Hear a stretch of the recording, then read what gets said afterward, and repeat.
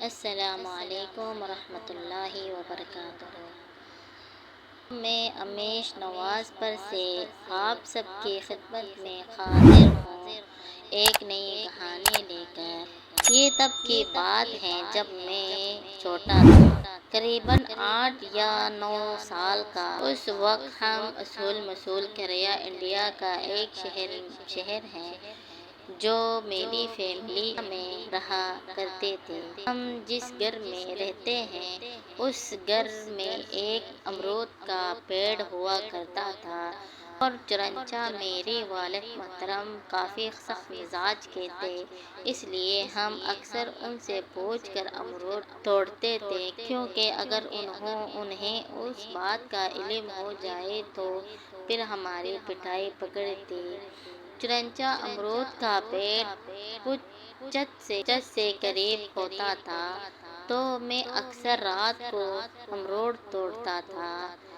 ایک رات کی بات ہے، لائٹ چلی گئی تو میں نے سوچا کہ آج موقع ہے امرود پر ہاتھ صاف کیا جائے، مگر میں نے جیسے ہی پیڑ کے قریب پہنچا، مجھے کوئی سفید لباس پہننے والی امرود کی لاڑی زور زور سے ہلا رہا ہے، جیسے نیچے کوئی امرود گرنے کا۔ میں ڈرنے والوں میں سے نہیں ہوں، اس لیے چپ کر نیچے چلے آیا۔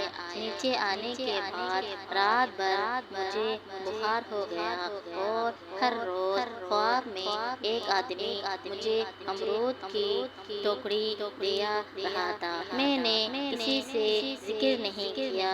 بخار کبھی رہتا کبھی چلے جاتا۔ آپ لوگوں کو ایک بات بتاؤں، میری والد محترم عمل ہیں، میرے گھر میں بے شمار کتابیں ہیں۔ ان چیزوں کو لے کر خیر میں نے خواب کا ذکر اپنی والدہ محترم سے کیا۔ پہلے تو وہ میری خواب کو اتنی سختی سے نہیں لیا، مگر میرے حالات دیکھنے کے بعد ابو کو سارے باتیں ابو کچھ پڑھ کر دم کیا، اور پھر جمعہ کو ایک نئی بلو رنگ کا گدا منگوایا، اور میرا سے لے کر پیر ماپ لیا، اور پتہ نہیں کتنے بار اس کا تخت بنایا، پھر اس پر کوئی دعا پڑھی، اور پھر مجھے ہاتھ میں اس گدے کو باندھنے کا حکم دیا، وہ بھی ہاتھ بند کر کے۔ پھر میرا دوبارہ ناپ لیا تو گدا چھوٹا ہو گیا۔ ابو نے غصے میں پوچھا تو میں نے ڈر کے امرود والی باتیں بتا دی۔